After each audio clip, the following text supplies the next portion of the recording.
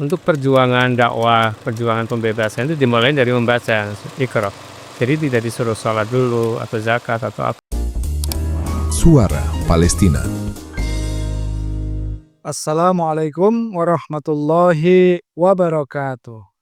Pemirsa, sahabat Mina semuanya, selamat datang, selamat bergabung kembali di program acara Suara Palestina, sebuah program yang membahas tentang Palestina, Baitul Maqdis, dan perjuangan membebaskannya. Kali ini kita membahas tentang bagaimana kita akan menyelami sejarah-sejarah spiritualitas, nilai-nilai perjuangan, dan juga bagaimana kisah Baitul Maqdis sejak zaman Rasulullah SAW hingga sampai saat ini. Dinamika di negeri Syam dalam hal ini adalah Baitul Maqdis atau kita kenal saat ini dengan Palestina, memang mengalami sebuah benturan peradaban yang luar biasa.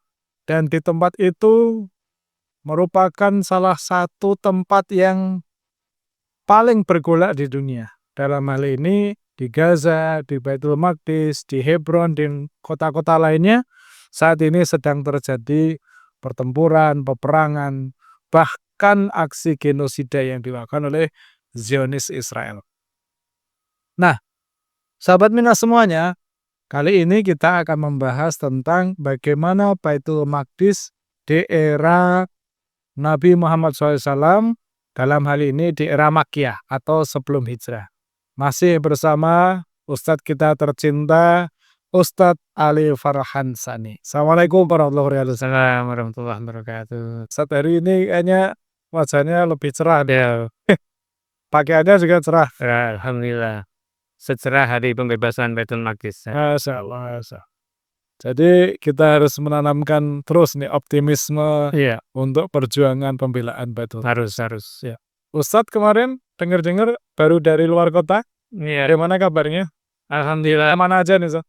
Ya, dalam kaitan Bulan Solidaritas Palestina, Aqsa Working Group menyelenggarakan berbagai kegiatan.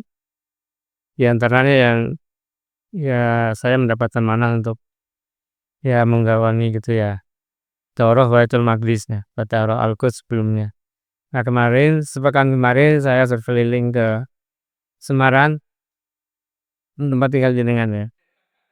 Kota kelahiran Saya saya. terus ke Boyolali. Oh, Boyolali. Ya, ke sana dari ke Sragen, dari ke Solo balik di sini. Itu rangkaian pokoknya Daurah Baitul Maqdis, kemudian yang lainnya ada tabligh akbar dan seminar. Itu kurang lebih hampir seminggu mendampingi saya Profesor Dr. Abdul Fattah El-Awaisi, Masya Allah. Kita, terutama saya ya, kita semua ya Mas Wida, belajar ke beliau yang sudah hampir 70 tahun ya, terus datang jauh-jauh dari Inggris. Itu ketika mengadakan daurah nih Mas Wida, 3 hari atau 2 hari 3 malam itu full time, sesi pagi, siang, pada duhur ya, pada asar, pada isya, suaranya terus semangat, kenceng, padahal lagi agak flu kemarin. Tapi ketika bicara tentang Baitul Maqdis, tentang Masjidil Aqsa itu udah Masya Allah semangatnya luar biasa. Nah, ini agar kita belajar dari dia. Tapi sebelum itu bisa di-spill sedikit, Ustadz. Siapa beliau itu? Siapa? Profesor Abdul Fattah El-Awaisi. Jadi Profesor Abdul Fattah El-Awaisi ini ikon kita atau pejuang yang lahir di Baitul Maqdis, di sekitar Masjidil Aqsa, dan dia sejak kecilnya sering, nah ini pentingnya pendidikan anak sejak kecil. Nah, beliau tuh ingat diajak ibunya ke Masjidil Aqsa gitu ya, sampai tertanam dalam diri kecintaan. Nah, kemudian terjadilah Nakba ya, dan seterusnya, sehingga beliau terusir oleh Zionis sampai ke Suriah, kemudian ke Lebanon, kemudian ke Inggris. Sebagian keluarganya, anak-anaknya ada yang di Turki. Nah, sejak 40 tahun terakhir, ya luar biasa, beliau memang akhirnya punya pemikiran ini Baitul Maqdis di samping secara fisik harus secara keimanan harus ada spesialis. Nah, dia ingin mengkhususkan diri. Nah, dalam 30 tahun penelitian beliau, mulai dari jenjang S1, S2, S3-nya sampai bahkan meraih gelar profesor itu bidang Baitul Maqdis. Jadi 40 tahun penelitian tentang Baitul Maqdis. Saat ini beliau tinggal di Tinggal di UK, di Inggris. Dia ngajar di jurusan mata kuliahnya Islami Jerusalem atau Baitul Maqdis nih. Kalau istilah baratnya Islami Jerusalem. Ya, memang itu bidang. Kalau saya lihat di sini beliau guru besar di University of Exeter. Exeter, ya. Exeter, ya. Ustadz, ngomong-ngomong tentang bulan solidaritas Palestina nih, sebelum kita masuk ke materi, ini bulan sekarang sudah tanggal 25 November. 25. Dan rangkaian bulan solidaritas Palestina sudah melewati berbagai acara. Ustadz gimana merasakan acara-acara di BSP dan Ustadz melihat dampaknya di masyarakat seperti apa? Ya, jadi sepanjang November ya, memang sudah memasuki tahun kelima.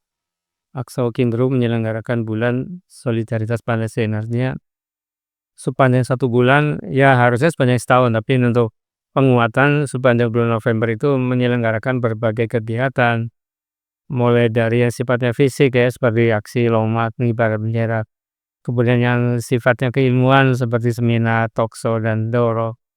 Itu untuk menyemangatkan umat Islam khususnya Indonesia agar teruslah jangan kasih kendor istilahnya soal Baitul Maqdis Palestina ini. Nah, dari sekian kegiatan kemarin, ya alhamdulillah saya kan ikut bareng Prof. selama sepekan ini. Beliau mengapresiasi semua kegiatan, dan dari semua kegiatan yang beliau pandang strategis dan jangka panjang itu metode daurah. Daurah itu kan pelatihan ya. Memang tidak banyak, seperti kalau aksi massa kan bisa 1.000 orang. Itu memang kalau umat di lapangan. Tapi kalau daurah biasanya orangnya terbatas, karena tidak semua orang memang menekuni keilmuan. Nah, kayak kemarin kan pesertanya sekitar 70. Nah, kenapa strategis? Karena ini akan berpengaruh ke keilmuan. Nanti kan dia akan ngasih ceramah, ngasih ilmu, ngasih apalah dengan berbagai sarannya untuk disebarkan ke seluruh masyarakat. Tapi hasilnya kan tidak langsung besok, mungkin minggu depan. Nah, ini diantaranya. Nah, kemudian tanggapannya juga demikian, karena saya ngambil dari peserta daurah aja kemarin ya, karena memang yang saya menghadapi langsung. Kalau acara lain kan saya ada yang nggak ikut ya. Talkshow kemarin ikut juga. Itu pesertanya dari 6 provinsi Mas Ida. Jawa Tengah, Jogja provinsi sendiri ya. Iya. Jawa Timur, Jakarta, Jawa Barat. Karena ada yang dari Lampung juga. Ini menunjukkan bahwa ternyata banyak orang yang sebenarnya pengen tahu loh, Palestina itu kayak apa, Baitul Maqdis, Gaza, Masjidil Aqsa. Sehingga walaupun jauh dia, tapi bahkan menurut Mas Reza nih, ketua Mas Reza mungkin melihat ini, ketua WG Jawa Tengah itu mengatakan banyak yang kita diterima karena kapasitas tempat 70 orang, bahkan udah 75, masih banyak yang daftar. Ya bukan soal tidak menerima, ini tempatnya terbatas. Jadi artinya apresiasinya yang awalnya sempat pesimis karena kegiatan seperti ini kan jarang orang. Paling ini 3 hari kurang lebih kan, dia harus hari Jumatnya harus nggak kerja barangkali. Walaupun menurut profesor harusnya 4 hari. Dari Kamis ini aja. Nah, makanya dampaknya itu cukup luas, dan menurut hemat saya berarti memang sebenarnya masih banyak umat Islam yang ingin mendalami Palestina, Baitul Maqdis dari sisi keilmuan, bukan hanya di lapangan. Nah, ini kemarin dievaluasi, terus nanti ke depannya jika profesor akan ke sini lagi ya, Jawa Timur minta nih Mas haknya siap tuan rumahnya, peserta akomodasi dan sebagainya. Kemarin ada 2 utusan dari Kediri dan Malang. Jadi mereka siap. Ada kemarin sebenarnya ada 50-an yang mau ikut semua karena terbaca. Jadi sambutannya memang luar biasa. Satu poin penting dari daurah itu untuk pendidikan itu sebenarnya apa sebenarnya yang ingin dicapai? Ya, karena terutama saya bergerak di bidang pendidikan, yaitu diantaranya pertama penggunaan istilah-istilah. Untuk beliau menyampaikan komparasinya, ini yang dipakai oleh Inggris, ini yang dipakai oleh Barat, ini dipakai oleh Rasul. Jadi untuk perbandingan, bukan berarti kita anti dengan pandangan yang lain, tapi jangan sampai ini istilah-istilah Barat seperti Yerusalem kan dari Barat. Kita juga tidak menolak karena Palestina harus dibebaskan juga. Cuma beliau lebih mengedepankan istilah-istilah yang dari Nabi itu juga jangan ketinggalan. Justru ini yang seperti penggunaan kata Baitul Maqdis ya. Ardul Muqaddasah, Ardul Mubarakah kan jarang disentuh. Nah, karena itu padahal ada ayatnya, ada dalilnya. Itu yang pertama. Yang kedua, strategi pembebasan al-Aqsa itu tidak yang sifatnya reaktif. Demo-demo segala macam itu tetap dilakukan. Cuma ada yang jauh lebih penting dari itu, yaitu sisi keilmuan. Karena sisi keilmuan itu, ya kalau memang Palestina dalam penjajahan, tapi yang jauh lebih berbahaya nih, Mas, kemarin saya juga cukup apresiatif bahwa penjajahan yang jauh berbahaya itu penjajahan akal pikiran. Kenapa? Contoh, kenapa kemarin karena kita bahas tentang solusi dua negara ya. Kenapa aku banyak setuju? Padahal itu kan usulan dari Barat sendiri. Israel sebenarnya nggak setuju. Kenapa orang-orang para emir setuju? Karena pikirannya sudah terkontaminasi oleh pemikiran Barat. Tapi kalau wawasan sironya kuat, tidak mungkinlah mereka, apalagi sampai normalisasi kan. Mungkin normalisasi pertimbangan ekonomi barangkali ya, atau militer, atau mungkin untuk keamanan. Tapi kalau tadi belajar dari sirah, Nabi nggak pernah mengadakan normalisasi dengan orang Yahudi. Ada memang perjanjian, tapi kan kendalinya di bawah Rasul. Nah, itu diantara yang menurut saya sangat menarik. Bagaimana pemikiran manusia itu, pemikiran manusia jangan sampai terjajah. Sehingga beliau di akhir kesimpulannya beliau mengatakan liberation you mind before liberation your mind. Jadi bebaskan pikiran dulu, nanti baru tanah itu Baitul Maqdis bebas. Ya, Masya Allah, menarik sekali nih. Kalau kita bicara tentang Baitul Maqdis, tentang Palestina, tentang Masjidil Aqsa, tentu atmosfernya adalah atmosfer perjuangan gitu. Nah, kali ini sahabat Minas semuanya, kita akan membahas tentang Baitul Maqdis di era Rasulullah SAW, yaitu di fase Makkiyah. Kita tahu bahwa fase Makkiyah itu benar adalah awal dari diutusnya Nabi Muhammad SAW sebagai Rasul. Awal-awal diturunkannya wahyu kepada beliau. Tetapi sejak awal itu sudah diperkenalkan tentang Baitul Maqdis. Bagaimana Ustaz bisa menerangkan? Ya, sebelum saya mengikuti daurah itu, ya kita semua ya umumnya umat Islam kita di Indonesia ya, karena masih terus belajar, kan kita tahunya Masjidil Aqsa, Baitul Maqdis itu mulai dari peristiwa Isra Mi'raj ya. Saya mungkin masih juga dulu pernah diceritain sama guru ngajinya Isra Mi'raj. Makanya ada apa ya? Isra Mi'raj apaan ya? Nah, berangkatnya dari situ. Ternyata nanti akan kita bahas ya secara rinci. Ternyata Rasulullah itu dikenakan oleh Allah. Artinya Allah mengarahkan Rasul untuk memperhatikan Masjidil Aqsa dan kawasan Baitul Maqdis sejak awal kenabian. Maka ketika pertama kali turun kan surat Al-Alaq ya. Nah, nanti kita baca dulu Al-Alaq 1-5. Nanti kaitannya dengan keilmuan, terus surat berikutnya Al-Muzammil. Nanti Al-Muzammil juga 1-5. Dulu pernah kita spill juga. Nah, sekarang kita perdalam lagi. Kita mulai Al-Alaq dulu Mas. A'udzu billahi minasyaitonir rajim. Bismillahirrahmanirrahim. Iqra' bismi rabbikal ladzi khalaq. Khalaqal insana min 'alaq. Iqra' wa rabbukal akram. Alladzi 'allama bil qalam. 'Allamal insana ma lam ya'lam. Bacalah dengan menyebut nama Tuhanmu yang menciptakan. Dia menciptakan manusia dari segumpal darah. Bacalah Tuhanmu yang maha mulia, yang mengajar manusia dengan pena, dan mengajarkan manusia apa yang tidak diketahuinya. Ya, jadi di sini ada dua hal, yaitu berkaitan dengan membaca dan menulis. Iqra, bacalah. Jadi untuk kan waktu itu Baitul Maqdis termasuk Jazirah Arab kan dalam penjajahan pendudukan dua imperium yang sering bergantian ya. Parsi Romawi, Romawi Parsi. Nah, di sini Allah memberikan pembelajaran buat Rasul, buat kita semua bahwa untuk perjuangan dakwah, perjuangan pembebasan itu dimulai dari membaca Iqra. Jadi tidak disuruh sholat dulu atau zakat atau apa. Jadi baca dulu Iqra, bukan sembarang baca, tadi Iqra Bismi rabbikal ladzi khalaq. Jadi Iqra dengan nama Tuhanmu yang telah. Jadi membacanya karena Allah, untuk Allah. Kemudian Iqra orang bukan akram, membaca nanti akan memperoleh kemuliaan. Jadi kemuliaan itu didapat dengan membaca. Terus yang berikutnya tadi mengajarkan dengan Al-Qalam. Jadi bukan hanya membaca tapi menulis. Jadi ini sebuah pengantar awal bahwa umat Islam itu harus menguasai membaca dan menulis. Kan kita kan prihatin Indonesia yang mayoritas muslim tingkat literasi membacanya sangat rendah. Bahkan mungkin masuk ke negara-negara yang paling bawah lah di antara negara-negara di dunia. Ini menunjukkan perlu ada hal yang harus diperbaiki dari generasi muda kita, terutama dari sisi literasi.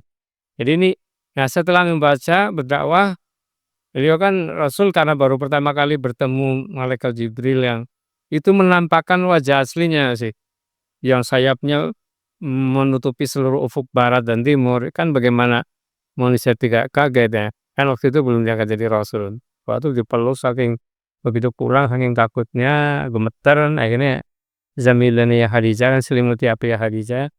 Nah ini pun menjadi pembelajaran buat kita ketika ini buat para suami nih Mas Wid, termasuk Mas Wid ya, saya Zumiasa.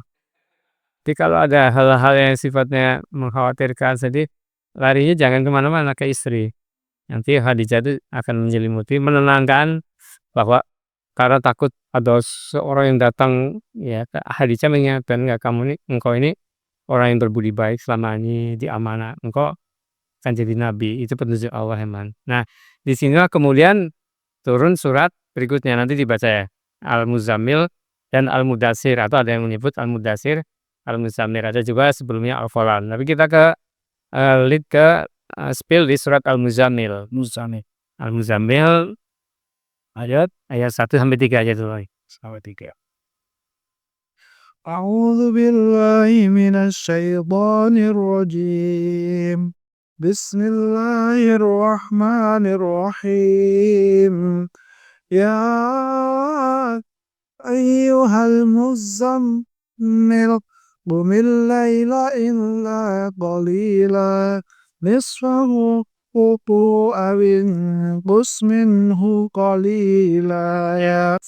Wahai orang-orang yang berselimut, maksudnya Nabi Muhammad, bangunlah untuk sholat pada malam hari kecuali sebagian kecil, yaitu seperduanya atau kurang sedikit dari itu. Nah, lalu kaitannya dengan Masjidil Aqsa apa? Nah, kemarin dibahas juga di diskusi kelompok.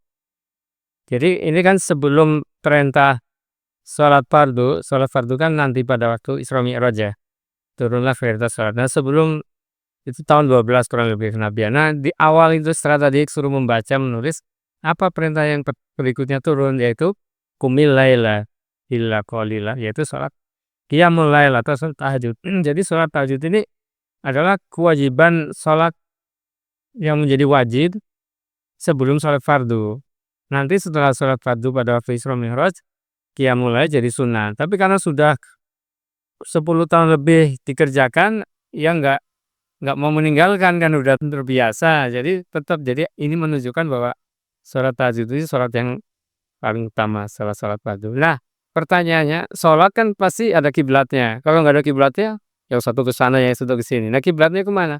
Kiblatnya ke Masjidil Aqsa yang ada di kawasan Baitul Maqdis. Jadi ini artinya sejak awal Rasulullah diarahkan kiblatnya itu ke Masjidil Aqsa, sehingga Masjidil Aqsa itu menjadi kiblat pertama. Padahal di situ ada Ka'bah. Di zaman Rasul, kenapa tidak menghadap Ka'bah?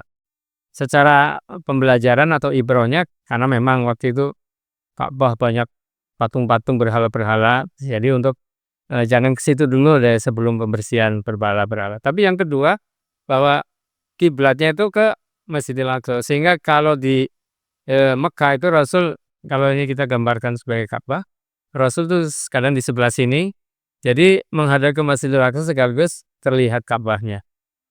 Nanti pada waktu pemindahan itu, ketika Rasul hijrah ke Madinah, kan Masjid Baitullah di belakang, sehingga Rasul sering menengadakan, pindahlah kiblatnya ke Baitullah. Jadi yang akan kita tekankan di sini bahwa ternyata Rasulullah itu diarahkan untuk berkiblat ke Masjidil Aqsa. Jadi untuk memperhatikan itu loh, ada kawasan yang disucikan itu sejak awal kenabian, di tahun-tahun pertama bahkan setelah surat Al-Alaq, Al-Qalam, kemudian Al-Mudatsir, Al-Muzammil atau Al-Muzammil, Al-Mudatsir, maknanya hampir sama ya, orang yang berselimut. Jadi harus bangun, setelah itu sholat malam. Nah Di sini kumilala ila qalila, nisfahu awingkus min, jadi separuh malam. Jadi salat malamnya itu separuh malam tuh bisa beberapa jam.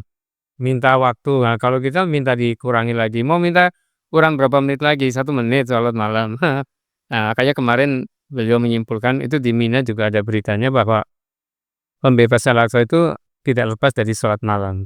Itu nggak bisa lepas. Nah, jadi di antaranya, ya tadi kan kaitannya sejak awal. Jadi Masjidil Aqsa itu di pelupuk hati mata Nabi itu sejak awal Nabi ya. Iya. Kalau dalam Al-Quran Ustaz ada istilah Masjidil Aqsa, ada istilah Ardul Muqaddas, ada Ardul Muqaddasah, kemudian ada Baitul Maqdis ya. Apa perbedaannya itu Ustaz? Nah, betul ya. Jadi memang kemarin sempat dibahas juga, kita harus mulai dari istilah.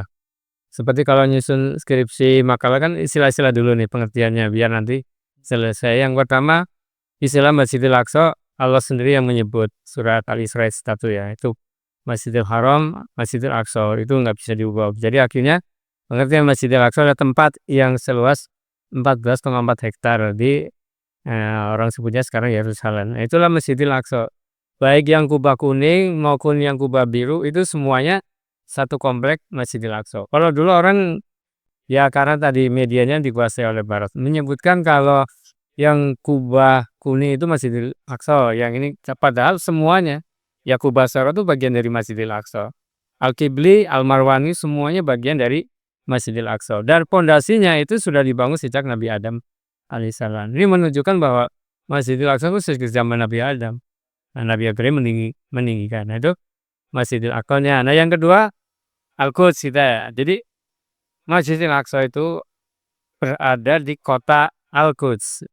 Kalau di Jawa Tengah ada kota Kudus ya. Ini kota Al-Quds ya, yang memberi nama Al-Quds ketika pada masa Muawiyah atau setelahnya. Dan Umayyah menyebut ini kotanya apa? Masyarakatnya sebetulnya kota Al-Quds. Sementara orang Israel, orang Yahudi menyebutnya Yerusalem atau Yerusalem. Nah, itu yang dipakai oleh Barat disebut dengan Yerusalem. Al-Quds itu ya umat Islam juga tapi sama. Nah, pada masa Rasulullah ini kan tadi Masjidil Aqsa ada di kota Al-Quds. Kota Al-Quds ada di wilayah Baitul Maqdis. Mulai dari Hebron, kemudian ya bahkan sampai ke Tabuk. Jadi artinya Rasul menggunakan istilah Masjidil Aqsa dan istilah Baitul Maqdis. Jadi Rasul tidak menggunakan kata-kata Al-Quds. Ya walaupun kata Al-Quds boleh aja dipakaikan, itu umat masyarakat yang menyebutkan. Terus Yerusalem lebih dipakai oleh orang Yahudi. Nah, Palestina itu sebuah negara yang batas-batasnya ditentukan oleh waktu itu Inggris dan Prancis ya. Jadi itu penggunaan namanya. Tapi terlepas dari itu semua, Palestina pun tetap harus dibebaskan karena penjajahan itu nggak bisa. Jangankan di Palestina, di negara manapun kalau terjajah ya harus dibebaskan. Nah, ini kurang lebihnya. Jadi kita menempatkan pada tempatnya ini Masjidil Aqsa di kota Al-Quds atau Yerusalem berada di wilayah Baitul Maqdis. Nah, kalau sekarang berada di negara Palestina. Kalau Umar itu dalam perjanjian Umayyah itu ada penduduk Ilya. Ya, betul ya. Apa itu? Nah, ya tadi ada yang satu. Orang-orang Romawi waktu itu kan dalam penjajahan Romawi ya. Itu menyebut kota Al-Quds kan belakangan muncul. Itu dengan Aelia Capitolinia. Ini ratunya Romawi waktu itu ya. Untuk mengenang sebut kota Ilya. Nah, waktu itu juga ada usulan nasib. Nah, ini kan kota Elia yang ngasih nama kan Romawi. Kenapa nggak menggunakan istilah Baitul Maqdis aja yang dari Rasul kan? Kalau istilah Al-Quds pun muncul waktu itu. Yerusalem atau apa. Nah, disinilah kebijakan Umar. Kita ini membebaskan kawasan ini bukan untuk mengubah atau memporak-porandakan yang sudah ada. Ilya pakai aja Ilya nggak apa-apa. Top. Baitul Maqdis juga kita tidak mengingkari itu wilayah Baitul Maqdis. Jadi artinya kalau langsung diubah namanya nanti kan orang-orang Kristen yang ada di situ, wah ini kita mau disuruh pindah agama semua. Bahkan gereja pun Umar kan ya, waktu pembebasannya kan oleh pendeta Sophronis, iya Umar silakan sholat di sini ya. Tapi Umar enggak, saya cari tempat lagi. Kalau Umar, kenapa kok Umar enggak sholat di situ? Kalau saya sholat di sini, ini nanti akan dijadikan masjid gereja. Gerejanya akan dirobohkan. Umar enggak. Di piagam Umar mengatakan biar gereja-gereja jangan dirobohkan. Nah, itu kebijakan Umar menyebut Ilya. Nabi juga pernah ada satu hadisnya juga menyebut Masjid Ilya. Jadi artinya masjid yang waktu itu dalam pendudukan Romawi yang diberi nama Ilia. Artinya yang diberi nama Imperium Romawi. Nah, Umar tidak mengubah nama itu dalam perjanjiannya untuk memberikan bahwa kita itu tidak akan mengporak-porandakan, kurang lebih itu. Jadi sebenarnya syariat Islam itu mengakomodir kebudayaan setempat atau budaya lokal, kalau istilahnya kita kearifan lokal, Wah, ini. sepanjang tidak bertentangan dengan akidah Islam. Gitu. Sama seperti Indonesia kan nggak bisa diistilahkan namanya akhiris. Apalagi di Jawa banyak kota-kota yang pakai huruf O, Wonosobo, apalagi Surakarta. Nah, itu kan budaya lokal, kan teknis sih sebenarnya itu. Jadi pemirsa sahabat Mina semuanya dan juga yang ada di TikTok, kita saat ini sedang membahas tentang Baitul Maqdis pada era atau zaman Makkiyah. Bagi yang sahabat Mina yang nonton di live TikTok, jangan lupa silahkan kirimkan pertanyaan-pertanyaannya. Boleh pertanyaan apa saja berkaitan dengan Masjidil Aqsa, Baitul Maqdis, ataupun pertanyaan yang lain tentunya. Saya sapa dulu nih Ustaz ya, berasa yang sudah bergabung. Ada Mbak Nurlela, sehat selalu, guruku bahasa Indonesia. Masya Ustaz masih ingat muridnya namanya di Lampung ya, terima kasih. ada Arroyan Fatih, ada An-Nazifah, ada Durrohim, dan yang lainnya. Terima kasih, silahkan kirimkan pertanyaan, komentar di kolom komentar ya. Ya yang tadi saya jadi ingat deh, yang dulu saya ngajar sekitar 11 tahun di Lampung ya. Memang ngajarnya bahasa Indonesia karena dulu kuliahnya kan sastra Indonesia. Nah ini kemudian kenapa tertarik dengan Al-Aqsa atau Palestina? Jadi isu Al-Aqsa, Palestina, Baitul Maqdis bukan hanya milik mungkin yang jurusan sejarah atau guru agama, ya semua kita. Ya insinyur, ya jurnalis Indonesia.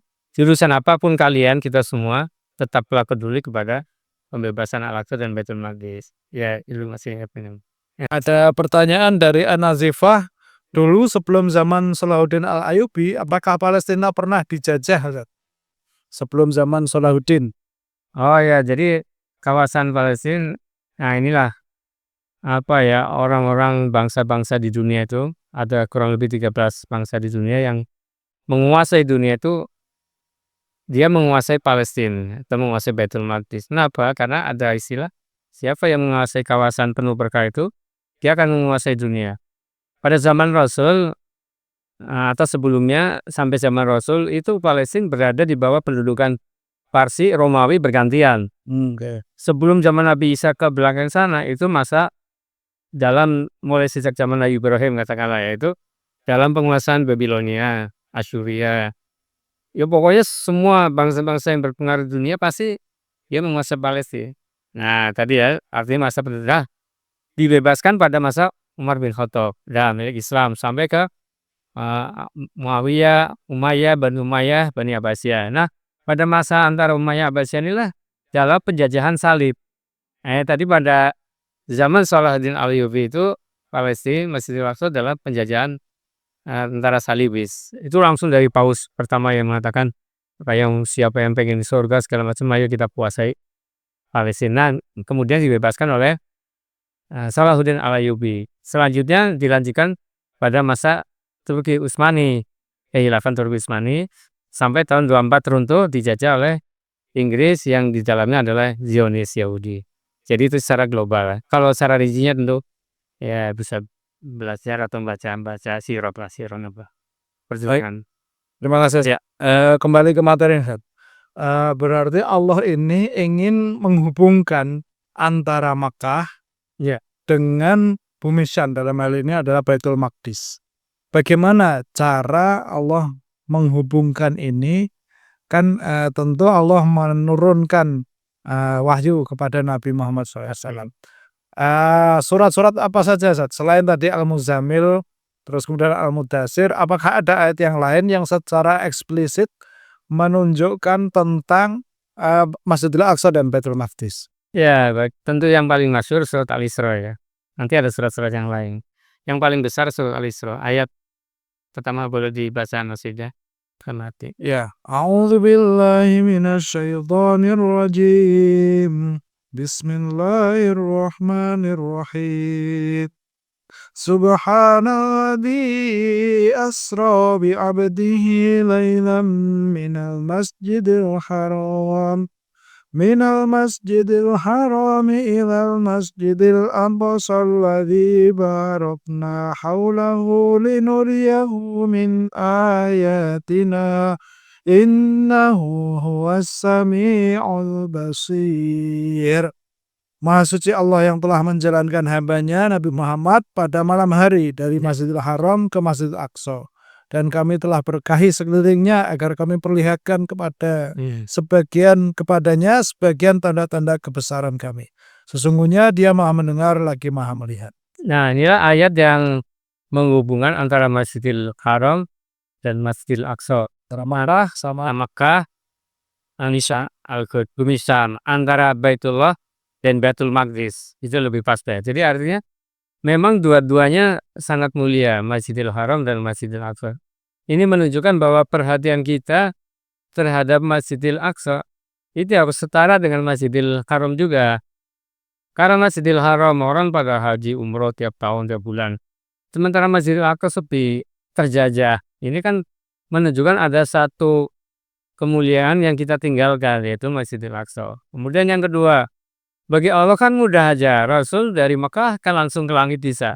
Tapi kenapa harus ini? Ini untuk menghubungkan bahwa Rasulullah SAW, Nabi yang terakhir itu dikaitkan dengan seluruh Nabi. Karena di Masjidil Aqsa, Rasulullah mengimami seluruh Nabi dan Rasul utusan Allah. Jadi menghubungkan, menunjukkan bahwa semua Nabi itu benang merahnya, kalau disebut benang merah ini tuh ada. Loh kan Nabi Muhammad di Mekah, lahirnya, dakwahnya, wafatnya di Madinah. Nah, untuk menghubungannya, itulah Isra Mi'raj. Maka Isra Mi'raj itu ya fisik ya, psikis, ya semuanya. Kalau nggak fisiknya nggak ada hubungan nanti. Nah, ini menunjukkan bahwa. Kemudian yang berikutnya menunjukkan bahwa poros langit dan bumi itu ada di Masjidil Aqsa. Kan tempat Rasul naik ke langitnya dari Quba Sohro. Nah, itu ada batu, kalau nanti kita ke sana ya. Kita liputan ke sana ya, itu kita akan lihat itu batu yang dulu Rasul pernah injakan kakinya. Rasul naik ke atas. Jadi lorong surganya itu langit bumi itu ada. Ya sekali lagi bagi Allah mudah aja, tapi Allah hendak menunjukkan ini loh. Nah, ini kan berarti Masjidil Haram, Masjidil Aqsa itu dua hal yang tidak bisa dikisahkan satu dengan yang lainnya. Nah, sekarang pada faktanya Masjidil Aqsa terjajah, berarti kita umat Islam harus membebaskannya supaya bisa sejajar lagi dengan Masjidil Haram yang merdeka tadi. Ada satu lagi ini surah Atin Ustaz. Ya. Wattini wa zaitun, buah tin dan buah zaitun itu kan di Arab nggak ada. Ya, Adanya di bumi Syam. misalnya. Gimana nih Ustaz? Nah, lagi ini surat Atin ini turunnya di Mekah. Kita kan judulnya Makkiyah nih sekarang. Ya. Isra Mi'raj juga di Mekah. Atin juga di Mekah. Tadi menunjukkan sebenarnya bukan sekedar buah tin dan buah zaitunnya. Tapi tin zaitun itu tumbuh subur ada di kawasan Baitul Maqdis, negeri Syam. Ya, ini menunjukkan bahwa Allah itu bersumpah atas nama Baitul Maqdis. Terus dihubungkan dengan Turisina dan Tursina, bukit Tursina tempatnya Nabi Musa. Dan wahadal baladil amin Mekah. Jadi hampir sejajar dengan Al-Isra tadi, bahwa hubungan negeri tin zaitun Tursina hadal baladil amin. Jadi hubungannya sangat erat antara kawasan Syam yang kawasan Baitul Maqdis dengan kawasan Masjidil Haram, hadal baladil amin. Kemudian Nabi Musa pada Tursina ini menunjukkan bahwa kaitan antara Taurat dengan Al-Quran, Rasul dengan Nabi Musa itu sangat erat sehingga dijadikan dalam satu surat Atin. Dan lagi-lagi ketika Allah membicarakan tentang kawasan ini semua, itu adanya di Mekah. Ada Rasul betul-betul ke sana.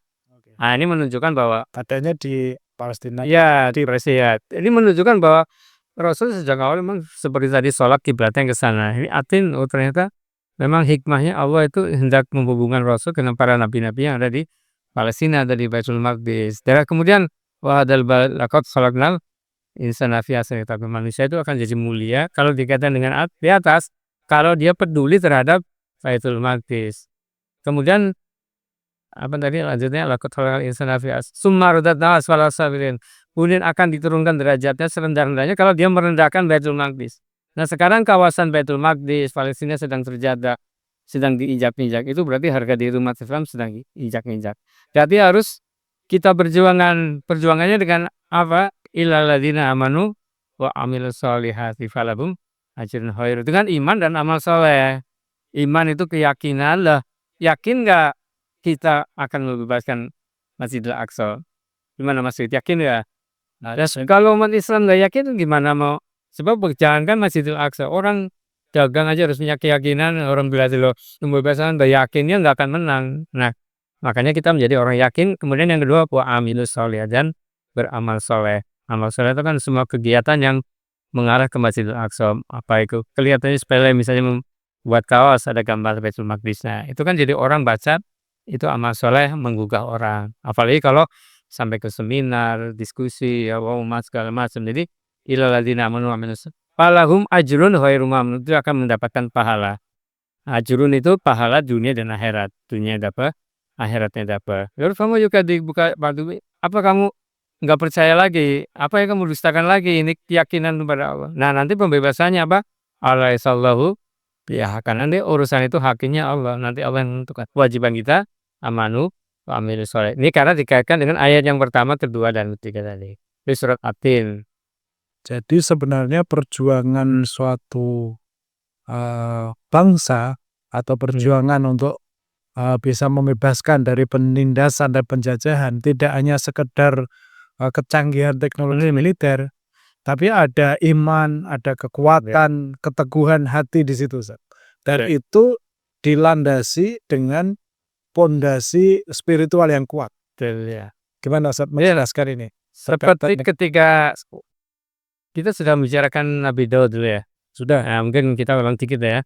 Ketika bicarakan Nabi Daud kan pasukannya sedikit. Yang dihadapi kaum Jalut, yang kaum raksasa, pimpinannya yang pokoknya secara logika, secara militer kalau sekarang ya itu kalah. Secara kalkulasi Kalah Talut. Di dalamnya ada Daud, waktu itu pemuda belum jadi nabi. Tapi dengan izin Allah, karena tadi punya keyakinan dan memang di jalan yang benar, menang. Makanya di surat Al-Baqarah 250 itu kan kam min fi'atin qalilatin walabat taifatan katsiratan bi'idznillah ya, ayat 49 toh. Banyak kelompok sedikit dapat mengalahkan kelompok yang banyak. Perang Badar coba 313 mengalahkan 1000-an lebih tahun Quraish. Jadi memang ngelihatnya, nah kalau sekarang kita waduh ini Zionis dukungannya negara barat dan senjatanya ya kalau ngelihatnya itu ya pesimis. Tapi lihatnya keyakinan, Allah sudah menjanjikan bahwa kana ada maqula. Surat Al-Isra. Ayo, Allah udah janji ini akan bebas. Tapi ada syaratnya, kamunya berjuang. Bukan kun fayakun, bagi Allah mah sangat mudah. Tapi ini Allah hendak menunjukkan udah perjuangan. Kalau kamu nggak yakin ya nggak bisa. Makanya pembebasan Baitul Maqdis itu, Masjidil Aqsa, hanya berlaku untuk orang-orang yakin. Dan saya termasuk ya sangat-sangat yakin. Soal waktunya wallahu a'lam bishawab. Jadi artinya sampai ke situ lari. Artinya bahwa perjuangan itu dimulai dari narasi-narasi yang dikuatkan dengan keimanan dan keyakinan saja. Iya betul, makanya di Mekah itu kan kalau kita lihat ayat-ayatnya kan ayat-ayat yang turun di Mekah kan ayat-ayat yang berkaitan dengan akidah. Dengan tauhidullah. Jihad belum ada, masih belum bisa apa-apa. Nanti jihad dakwah nanti di Madinah. Jadi ini menunjukkan bahwa pembebasan atau Al-Aqsa Baitul Maqdis itu akidah.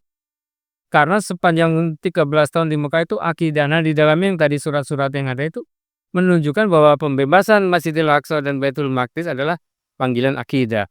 Bukan panggilan tadi militer atau apa. Karena belum ada waktu itu militer Rasul. Nanti kecuali di Madinah ada perang-perang. Jadi ini menunjukkan akidahnya seperti itu. Bagaimana cara mengukur kekuatan akidah seseorang sehingga dia mampu dan mau berjuang untuk pembebasan Palestina? Akidah itu kan keimanan yang kuat ya, ikatan. Bahwa dia mempunyai kekuatan utama dalam kehidupan. Dia bergerak, dia melaksanakan apapun, dia terikat dengan Allah. Karena Allah yang maha besar, Allah maha kuat. Itulah yang disebut akidah, kekuatan dia. Apa kaitannya dengan pembebasan Al-Aqsa? Kenapa disebut bagian dari akidah? Karena pertama semua ayat-ayat yang di Mekah itu sebagian besar akidah. Yang kedua, At-Tin, nanti ada Ar-Rum segala macam, itu menunjukkan bahwa pembebasan Al-Aqsa itu adalah panggilan akidah. Yang ketiga, ditanamkan kepada orang beriman bahwa pembebasan Al-Aqsa itu berdasarkan akidah apa? Contohnya, karena ini akidah, karena ini ketentuan dari Allah itu nanti akan terlihat dari cara dia beramal dengan kesungguhan. Sekali lagi, bedanya dengan materi itu begini, ya kalau aku kerja di situ atau saya ikut lomba, saya itu apa, saya dapat apa kan? Dapat uang nggak, dapat makanan nggak, dapat dia bukan akidah, tapi sifatnya materi itu sebentar. Tapi kalau akidah, mau dapat uang, mau enggak, mau bahkan dia mengeluarkan uang kan untuk bensin, itulah akidahnya. Jadi artinya akidah akan terwujud dari amal solehnya yang semata-mata karena Allah. Kalau karena uang, ya udahlah enggak berangkat karena nggak ada duitnya. Nah itu menunjukkan perilaku akidah terlihat dari iman amal solehnya yang istiqomah karena Allah, tidak tergantung karena orang, bahkan tidak tergantung karena uang. Berjuang bukan karena pimpinan, berjuang bukan karena keluarga juga, tapi berjuangnya semata-mata karena Allah. Itulah akidah yang terus. Sehingga ini sampai akhir hayat pun tidak akan goyah. Karena Allah itu maha hidup, tidak akan pernah goyah kepada dirinya sendiri. Itulah juga sebabnya ketika Israel menyerang Gaza, membombardir dan menghancurkan bangunan-bangunannya, tetapi rakyat Gaza tidak menyerah. Karena mereka tidak sekedar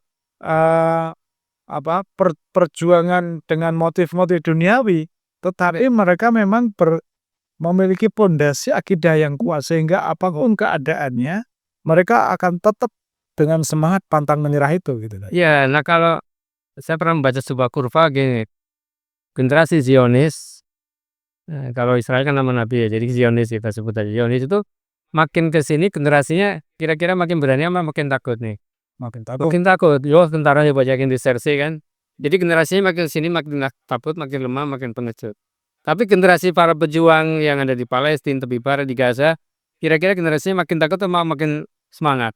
Semangat karena ingin, kalau orang barat mungkin balas dendam, tapi artinya ingin meraih kemerdekaan. Jadi pada satu titik nanti akan begini, dia makin lemah, makin turun nih Zionis, yang pejuang-pejuang makin, sehingga ini ada di titik paling tinggi keyakinan, keimanan ini pada paling titik terendah. Walaupun pegang senjata, tapi secara psikologis paling rendah dia nggak bisa menggunakan senjata itu. Nah itu yang akan terjadi, bahwa keyakinan kemenangan karena akidah atau keteguhan itu yang akan memenangkan. Sehingga Gaza walaupun sudah 2 tahun ini ya, saya kemarin nulis di buku 2 tahun Topanul Aqsa menyebutkan bahwa sebenarnya kemenangan ada di para pejuang Palestina. Kenapa? Karena dia mempunyai keteguhan dengan senjata yang jauh lebih rendah. Kalah semuanya, tapi kok masih bertahan, berarti itu justru itu yang menang. Nah itu kurang lebih karena adanya keyakinan. Keyakinan apa? Ini bumi para nabi, kalau ada saudara kita yang wafat ini jadi syahid. Nah itu keyakinan itu tidak akan pernah berhenti. Nah kalau keyakinannya udah lemah ya kalah. Nah kita ini yang di luar Palestina harus punya keyakinan bahwa kita itu bisa ikut menjadi bagian dari pembela Palestina, pembela Al-Aqsa, pembela Baitul Maqdis, sehingga nanti akan meraih kemenangan. Jadi keyakinan itu kata kunci ini. Ada satu hal yang menarik tentang ayat-ayat yang pertama turun di fase Makkiyah, Ya. bahwa waktu itu kemajuan teknologi informasi dan komunikasi kan belum ada. Oh iya. Sementara ayat-ayat yang turun itu adalah ayat-ayat yang sebenarnya menceritakan tidak hanya keadaan di Mekah, tapi juga keadaan di negeri yang jauh di sana, yaitu negeri Syam atau Baitul Maqdis. Contohnya misalnya dari surah At-Tin, Wattuni wa zaitun. Tin dan zaitun itu kan tanaman itu tidak ada di negara Arab, adanya di bumi Syam. Artinya bahwa saya melihatnya begini, ayat-ayat Allah yang turun pada fase Makkiyah itu adalah ayat-ayat yang mengglobal, yang sebenarnya kalau pesan yang bisa ditangkap adalah sebenarnya risalah Islam itu adalah risalah yang global, tidak hanya berbicara pada satu kawasan tertentu, tetapi juga melintasi wilayah, melintasi batas, dan memikirkan kawasan yang lain yang itu menjadi bumi yang diberkahi. Ya, nanti sambil cari surat Ar-Rum ya, ayat 1-5. Ini itu apalagi kalau sudah sampai Ar-Rum, kan Romawi ya, itu artinya geopolitik internasional. Jadi ya betul, memang kita kalau mengambil ibrohnya tidak bisa itu terkungkung sendiri, jalan komunitas sendiri, organisasi sendiri, atau negara sendiri. Tapi harus bergaul dengan negara-negara lain, organisasi lain, bangsa lain ya, komunitas lain. Karena kan apalagi sekarang zamannya internet kan, kita global village ya. masyarakat yang satu kampung bahkan. Ya kita kemana aja coba kita mau, hubungi, Ilan Pape misalnya, ya bisa kita punya langsung ke Inggris atau kita menghubungi siapa, kayak kemarin kita mendatangkan prof ini ada di Inggris, anaknya ada di Turki. Lalu kita nggak usah datang ke sana, cukup, pakai email atau pakai media sosial. Nah, demikian juga di Mekah tadi ya, disampaikan bukan hanya, kawasan Syam termasuk Mesir kan, Watur Sina. Jadi itu menggambarkan bahwa umat Islam tuh berpikir luas. Nanti apalagi kalau sudah sampai Madinah, sampai wa ma arsalnaka illa rahmatan lil alamin itu sampai ke seluruh dunia. Nah, termasuk ketika di Mekah turunlah surat Ar-Rum. Ar-Rum itu kita tahu adalah masa ya kekuatan besar lah di samping Parsi. Waktu itu ada dua. Saya bacakan kalau Parsi dan Romawi. Kalau sekarang sebelumnya mungkin Soviet atau Rusia sama Amerika. Karena Amerika sendirian. Nah, sekarang waktu itu kan Allah mengajarkan kepada Rasul bahwa itu pun bagian dari medan dakwah. Harus diperhatikan. Coba kita udah baca belum ya? A'udzu billahi minasyaitonir rajim. Bismillahirrahmanirrahim. Alif lam mim. Ghulibatir rum fi adnal ardi wa hum min ba'di ghalabihim sayaghlibun. في بضع سنين لله الأمر من قبل ومن بعد ويومئذ يفرح المؤمنون بنصر الله ينصر من يشاء وهو العزيز الرحيم. Alif Lam Mim. Bangsa Romawi telah dikalahkan. Bentar, kita satu persatu dulu. Jadi kenapa tiba-tiba ayat turun? Ya kalau bahasa saya ujug-ujug kok tahu-tahu bahasa Romawi kalah, padahal nggak ada kaitannya dengan Mekah kan di situ. Jadi artinya waktu itu imperium yang berkuasa di dunia itu Parsi dan Romawi. Nah, ketika zaman Rasul, Romawi itu sedang dikalahkan oleh bangsa Parsi. Mengalahkannya gimana? Kekuasaan yang diperebutkan ayat berikutnya gimana Mas Fit artinya? Fi adnal ardi wa hum min ba'di ghalabihim sayaghlibun. Di negeri yang terdekat dan mereka setelah kekalahannya itu akan menang. Ya, kalau dalam terjemahan lain di negeri yang terdekat Baitul Maqdis. Jadi artinya fi adnal ardi itu Baitul Maqdis, dataran Baitul Maqdis. Jadi artinya adat Rasul, para sahabat ini loh, waktu itu bangsa Romawi bisa mengalahkan bangsa Parsi dan Rasul merasa sedih ketika bangsa Romawi dikalahkan. Tapi kemudian akan menang ya. Padahal waktu itu kekalahannya begini. Romawi itu udah habis semuanya. Entek lah ya bahasa jenengannya. Udah habis, nggak punya daya sama sekali. Tahu-tahu kok turun ayat setelah dikalahkan ya jelas. Kemudian mereka setelah itu akan menang. Ya orang nggak perlu ngomong udah habis semua kok mau menang bagaimana? Kapan menangnya? Ayat berikutnya fi bid'i sinin, beberapa tahun lagi. Beberapa tahun kalau istilah Arab bid'i sinin ini antara 3 sampai 9 tahun. Yo orang-orang pada nggak percaya, bahkan waktu itu ada seorang orang kufar ini menantang Abu Bakar, kan setiap dapat wahyu disampaikan. Sama orang-orang kafir Quraisy, oh nggak mungkin. Masa ayo kita taruhan, kata orang kafir itu, taruhan berapa? 10 ekor unta. Kalau dalam 3 tahun bangsa Romawi bisa menang. Abu Bakar kan yakinlah ayat, tapi menyampaikan dulu ke Rasul, ya Rasul, gimana kita nih? Saya diminta taruhan nanti. Lah ini kan ayat, kata Nabi, naikkan taruhannya 100 ekor unta coba. Kalau ekor unta kan sekarang kendaraan yang paling mahal rasanya. Jadi artinya naik. Akhirnya Abu Bakar ya udah. Nah ini orang-orang jahiliyah itu walaupun jahiliyah kalau sudah janji dia ditepati.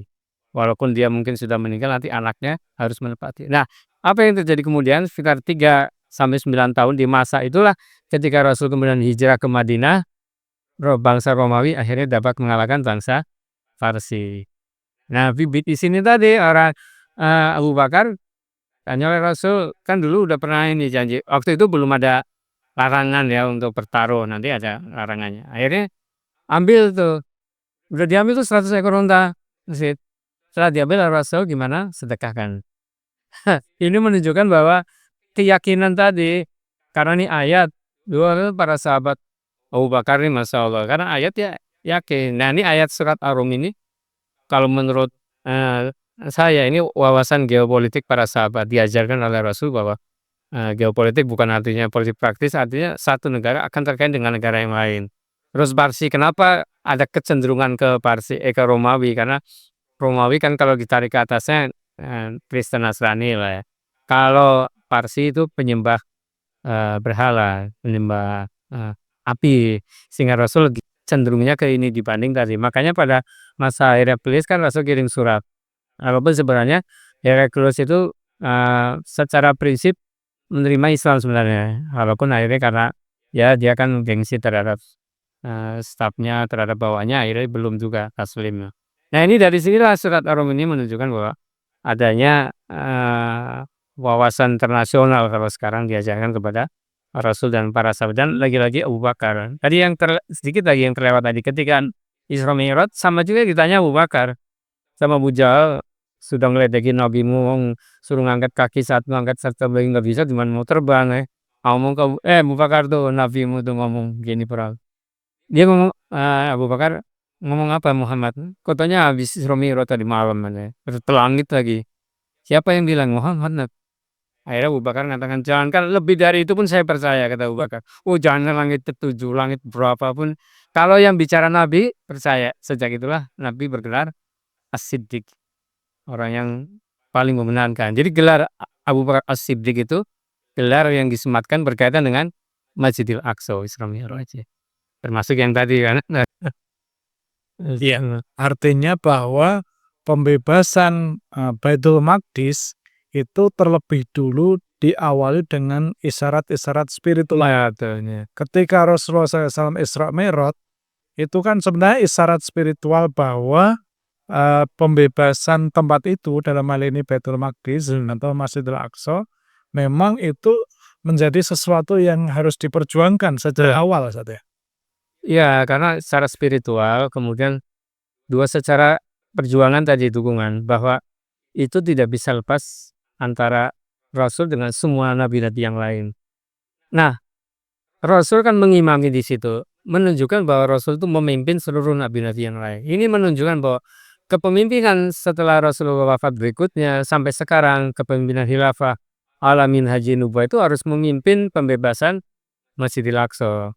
Sebagaimana dulu Rasul mengimami. Itu ada yang menyebut bahwa Rasul mengimami itu wujud dari pembebasan Al-Aqsa secara spiritual. Secara fisiknya belum, kan masih dalam mendudukan Romawi waktu itu. Ini menunjukkan, bahkan ketika turun surat Al-Isra ayat 1, sebagian mufassir mengatakan ini merupakan tanda-tanda atau nubuah atau tanda-tanda bahwa kehancuran Bani Israel Yahudi yang akan menguasai, yang sedang menguasai Palestina. Nanti pembebasannya pada masa Umar bin Khattab yang tadi kita peringati ya. Sedikit berbicara tentang keyakinan spiritual, itu kan keyakinan yang belum bisa dilihat pada waktu itu ya pasti. kan gitu ya. Nah, sebenarnya keimanan dalam Islam itu juga sama sebenarnya, kita meyakini sesuatu yang tidak tampak di mata. Termasuk juga perjuangan Baitul Maqdis ini adalah perjuangan yang waktu itu belum tampak atau belum bisa dikalkulasi secara matematis. Tetapi Rasulullah SAW berhasil menanamkan hal itu kepada para sahabatnya. Pertanyaan saya, bagaimana kita juga bisa menanamkan hal yang sama kepada saudara-saudara kita umat Islam, bahwa sebenarnya pembebasan Baitul Maqdis ini yang sudah dijanjikan oleh Allah, meskipun belum tampak oleh mata, meskipun belum bisa terkalkulasi secara matematis, tetapi kita terus perjuangkan dengan keyakinan itu. Ya itulah makanya yang sedang kita bahas 13 tahun Jam Mekah itu kan akidah, keimanan. Itu menunjukkan bahwa pembebasan Baitul Maqdis, Masjidil Aqsa itu harus diperkuat dengan akidah dan keimanan lebih dulu, bahkan 13 tahun. Nah, kalau kita kaitkan dengan sekarang, seperti tadi ya, kita meyakini terhadap surga, kita kan belum pernah lihat surga. Tapi kita yakin itu ada. Itu menunjukkan bahwa kamu harus beramal, terus nanti akan ada surga. Walaupun memang nggak dilihat Jadi ini menunjukkan bahwa Islam itu bukan paham materialisme. Kalau materialisme kan di ujung mana wujud materinya, bukan hanya uang. Oh, wujudnya belum saya lihat kok. Kok wabil akhirati hum yuqinun dalam surah Al-Baqarah. Kepada hari akhir yang belum kamu lihat harus yakin. Oh, gimana harus yakin? Oh, saya belum pernah lihat. Nah, itulah dengan akidah namanya. Dengan keimanan. Nah, ini maka menurut hemat saya pembebasan Masjidil Aqsa dan Baitul Maqdis itu harus kuat dalam pembinaan akidah dan keimanan.